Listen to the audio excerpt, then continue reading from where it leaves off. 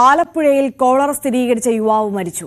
തലവടി സ്വദേശി PG രഘു ആണ് മരിച്ചത്. തിരുവല്ലയിലെ സ്വകാര്യ ആശുപത്രിയിൽ ചികിത്സയിലിരിക്കെയായിരുന്നു മരണം. MG മിഥുൻ കൂടുതൽ വിവരങ്ങളുമായി ചേരുകയാണ്. മിഥുൻ, തിരുവനന്തപുരത്തിന് പിന്നാലെ ആലപ്പുഴയിൽ കോളറ ബാധിച്ച ഒരു മരണം റിപ്പോർട്ട് ചെയ്യുന്ന സാഹചര്യം. 2 മാസത്തിനിടയിൽ രണ്ടാമത്തെ മരണം, ക്ഷമിക്കണം, 1 മാസത്തിനിടയിലെ രണ്ടാമത്തെ മരണം എന്നുള്ള ആശങ്കപ്പെടുത്തുന്ന സാഹചര്യം കൂടിയാണ്. അതെ, തീർച്ചയായും കഴിഞ്ഞ ദിവസമാണ് ഇത്തരത്തിൽ ആശുപത്രിയിലേക്ക് PG രഘുവിനെ പ്രവേശിപ്പിക്കുന്നത്. അതിനുശേഷം രക്തപരിശോധനയിലാണ് ഈ കോളറ ബാധിച്ചതായിട്ടുള്ള സ്ഥിരീകരണത്തിലേക്ക് ആശുപത്രി അധികൃതർ എത്തുന്നത്. തുടർന്ന് നില വഷളായതിനെ തുടർന്ന് തിരുവല്ലയിലെ സ്വകാര്യ ആശുപത്രിയിലേക്ക് മാറ്റുകയായിരുന്നു. ഇന്ന് പുലർച്ചെ 1:30 മരണം സംഭവിക്കുന്നത്. എന്തായാലും നിലവിൽ ആ സ്വകാര്യ ആശുപത്രിയിലെ മോർച്ചറിയിലാണ് മൃതദേഹം സൂക്ഷിക്കുന്നത്. നമുക്കറിയാം, ഇതിനുശേഷം തലവടി പഞ്ചായത്തിൽ വലിയ രീതിയിലുള്ള ആരോഗ്യവകുപ്പിന്റെ മുന്നറിയിപ്പ് നൽകിയിരുന്നു. ഒപ്പം തന്നെ പ്രദേശത്ത് ഇപ്പോൾ ജാഗ്രതാ മുന്നറിയിപ്പ് നൽകിയിരിക്കുകയാണ്. നിരവധി പേർക്കെതിരെ, അതായത് 16 പേർ ഇപ്പോൾ നിരീക്ഷണത്തിലുണ്ട് എന്നാണ് നമുക്ക് മനസ്സിലാക്കാൻ സാധിക്കുന്നത്. കാരണം രഘുവിന്റെ ബന്ധുക്കൾ, ഒപ്പം തന്നെ രഘുവുമായി അടുത്ത് സമ്പർക്കം പുലർത്തിയ ആളുകൾ തുടങ്ങി 16 പേരെ ഇപ്പോൾ ആരോഗ്യവകുപ്പ് നിരീക്ഷണത്തിൽ വെച്ചിരിക്കുക എന്നാണ് ഉള്ള വിവരമാണ് മനസ്സിലാക്കാൻ സാധിക്കുന്നത്. ഒപ്പം തന്നെ രഘുവിന്റെ രോഗ ഉറവിടം ഇതുവരെയും കണ്ടെത്താനായിട്ടില്ല എന്നുള്ളതാണ് ആശങ്ക ഉയർത്തുന്നത്. കാരണം എവിടെ നിന്നാണ് രഘുവിന് ഈ രോഗബാധ പിടിപെട്ടത് എന്നടക്കമുള്ള ആശങ്കകൾ നിലനിൽക്കുകയും ചെയ്യുന്നത്. അതുകൊണ്ട് തന്നെ കനത്ത ജാഗ്രതയിൽ മുന്നോട്ട് പോകാൻ തന്നെയാണ് ആരോഗ്യവകുപ്പ് നിർദ്ദേശം നൽകിയിരിക്കുന്നത്. ഒപ്പം തന്നെ പുറത്ത് ഈ അനൗൺസ്മെന്റുകളൊക്കെ ഇനി രോഗബാധ വരാതിരിക്കാൻ, ഒപ്പം തന്നെ അതിൽ ശ്രദ്ധ പുലർത്തുന്നതിന് വേണ്ടി ജാഗ്രതാ നിർദ്ദേശം നൽകുന്ന അനൗൺസ്മെന്റുകളൊക്കെ പഞ്ചായത്തിന്റെ ഭാഗത്തുനിന്ന് ഉണ്ടാവുകയും ചെയ്യുന്നുണ്ട്. നമുക്കറിയാം, കഴിഞ്ഞ മാസം ഏപ്രിലായിരുന്നു ഇത്തരത്തിൽ തിരുവനന്തപുരത്ത് 63-കാരൻ കവടിയാറിൽ ഈ കോളറ ബാധിച്ച് മരിക്കുകയും ചെയ്യുന്നത്. അത്തരത്തിൽ വളരെ ആശങ്ക ഉണ്ടാക്കുന്നതായിരുന്നു. അതിനുശേഷമാണ് 1 മാസത്തിനിടയിൽ തന്നെ രണ്ടാമത്തെ മരണം കൂടി ഇപ്പോൾ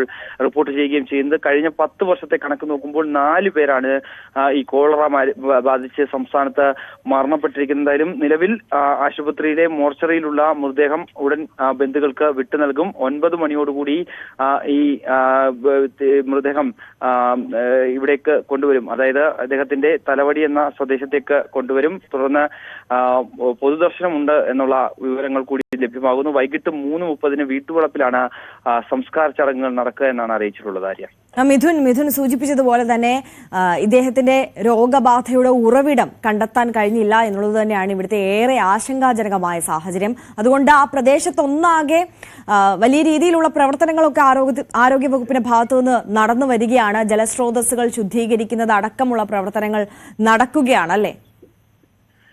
അതെ, സ്വാഭാവികമായും അത്തരത്തിലുള്ള നടപടികൾ ഉണ്ടാകും. കാരണം നേരത്തെ തന്നെ ഈ രഘുവിന് ഇത്തരത്തിൽ രോഗബാധ ഉണ്ട് എന്ന് സ്ഥിരീകരിക്കുന്ന മുമ്പ് തന്നെ അവിടുത്തെ ഈ തലവടിയിലുള്ള ഒരു സ്വകാര്യ ആശുപത്രിയിലാണ് ആദ്യം കൊണ്ടുപോയത്. തുടർന്ന് ആരോഗ്യനില വഷളായതിനെ തുടർന്നാണ് തിരുവല്ലയിലേക്ക് മാറ്റുന്നത്. അവിടെ എത്തി രക്തപരിശോധന നടത്തിയപ്പോഴാണ് ഇത്തരത്തിൽ കോളറ ബാധമാണെന്നുള്ള ബാധ ഏറ്റിട്ടുണ്ട് എന്നുള്ള വിവരം ലഭ്യമാകും. തുടർന്ന് തന്നെ തലവടി പഞ്ചായത്ത് അധികൃതരുടെയും ഒപ്പം തന്നെ ആരോഗ്യവകുപ്പിന്റെയും വലിയ നിരീക്ഷണം ആരംഭിക്കുകയും ചെയ്തു. ഒപ്പം തന്നെ നിരവധി ജാഗ്രത മുന്നറിയിപ്പുകൾ നൽകുകയും ചെയ്തു. ഒപ്പം ഈ രഘുവുമായി അടുത്ത് സമ്പർക്കം പുലർത്തിയിട്ടുള്ള ആളുകൾ, അതായത് ബന്ധുക്കൾ ഉൾപ്പെടെയുള്ള ആളുകളെ നിരീക്ഷണത്തിലാക്കാൻ, അല്ലെങ്കിൽ അവരെ ഒരു സർവൈലൻസിലേക്ക് കൊണ്ടുവരുന്നതിന് വേണ്ടിയുള്ള നടപടികൾ ആദ്യം തന്നെ സ്വീകരിക്കുകയും ചെയ്തു. ഒപ്പം തന്നെ ഇവർക്കൊക്കെ മുൻകരുതലിന്റെ ഭാഗമായി കുറച്ചധികം നിർദ്ദേശങ്ങൾ നൽകുകയും ചെയ്തു. ഒപ്പം തന്നെ തലവടി പഞ്ചായത്ത് കേന്ദ്രീകരിച്ച് ആ പഞ്ചായത്ത് ഉൾപ്പെടെ പല സ്ഥലങ്ങളിലും ഈ അനൗൺസ്മെന്റുകളൊക്കെ നടത്തിക്കൊണ്ട് ഈ ജനങ്ങൾക്ക് ജാഗ്രത പാലിക്കണം, ഇനി രോഗബാധ ഉണ്ടാവാതിരിക്കാനുള്ള സാഹചര്യം അത് ഒഴിവാക്കണം തുടങ്ങിയ നിർദ്ദേശങ്ങൾ ആരോഗ്യവകുപ്പിന്റെ ഭാഗത്തുനിന്നുണ്ടായിരുന്നു. ഒപ്പം തന്നെ വളരെ ആശങ്കയുയർത്തുന്ന പ്രധാനപ്പെട്ട കാര്യം ഈ രോഗബാധ എങ്ങനെയാണ് ഈ യുവാവിന് ബാധിച്ചതെന്നുള്ള കാര്യമാണ് ആശങ്കയുയർത്തുന്നത്. എവിടെ നിന്നാണ് രോഗബാധ ഉണ്ടായത് എന്നടക്കമുള്ള കാര്യത്തിൽ ഒരു വ്യക്തത ഇതുവരെ വരാൻ സാധിച്ചില്ല എന്നുള്ളത് തന്നെയാണ്. അത് സംബന്ധിച്ചുള്ള പരിശോധനകൾ ആരോഗ്യവകുപ്പിന്റെ ഭാഗത്തുനിന്ന് ഉണ്ടാകുന്നുണ്ട് എങ്കിൽ പോലും അത് എത്രത്തോളം കണ്ടെത്താനാകുമെന്നുള്ളൊരു ആശങ്ക ആരോഗ്യവകുപ്പിന് തന്നെയുണ്ട്. എന്തായാലും നിലവിൽ ഈ മുന്നറിയിപ്പ് സംവിധാനങ്ങൾ അത് ആരോഗ്യവകുപ്പിന്റെ ഭാഗത്തുനിന്ന് ഫലപ്രദമായി മുന്നോട്ട് പോകുന്നുണ്ട്. 16 പേരാണ് ഇപ്പോൾ ഇതുമായി ബന്ധപ്പെട്ട് നിരീക്ഷണത്തിലുള്ളത്. ഈ 16 പേരിൽ ഇതുവരെയും അവർക്ക് ഒരു തരത്തിലും ഉള്ള രോഗബാധ അല്ലെങ്കിൽ ഈ രോഗലക്ഷണങ്ങൾ ഒന്നും തന്നെ ഉണ്ടായിട്ടില്ല എന്നുള്ളതാണ് നമുക്ക് ആശ്വാസകരമായി അറിയാൻ സാധിക്കുകയും ചെയ്യുന്നത്. അതുകൊണ്ട് തന്നെ മറ്റുള്ളവർക്ക് ഇത്തരത്തിൽ രോഗം ബാധിച്ചിട്ടില്ല എന്നുള്ളൊരു നിഗമനത്തിൽ തന്നെയാണ്, അല്ലെങ്കിൽ അങ്ങനെ ഉള്ളൊരു കാര്യത്തിൽ തന്നെയാണ് ആരോഗ്യവകുപ്പ് മുന്നോട്ട് പോകുന്നത്. എന്തായാലും കൂടുതൽ പരിശോധനകൾക്ക് ഇവരെ വിധേയമാക്കുമെന്നാണ് അറിയാൻ സാധിക്കുന്നത്. കാരണം രക്തസാമ്പിളുകൾ പരിശോധിച്ചതിന് ശേഷമായിരുന്നു രഘുവിന് രോഗബാധ സ്ഥിരീകരിക്കാനായത്. അതിനുശേഷം ആണ് ആരോഗ്യനില വഷളായത്. തുടർന്ന് വിദഗ്ധ ചികിത്സയ്ക്കായി മാറ്റുകയും ചെയ്യുന്നത്. അതുകൊണ്ട് തന്നെ ഈ 16 പേരിൽ ഏതെങ്കിലും തരത്തിൽ ആർക്കെങ്കിലും രോഗലക്ഷണങ്ങൾ ഏതെങ്കിലും തരത്തിലുണ്ട് എങ്കിൽ, ചെറിയ പനി വന്നാൽ പോലും തന്നെ അവരെ ഉടൻ തന്നെ നിരീക്ഷണത്തിലാക്കുക, ആശുപത്രിയിലേക്ക് മാറ്റുക, ഒപ്പം തന്നെ മറ്റ്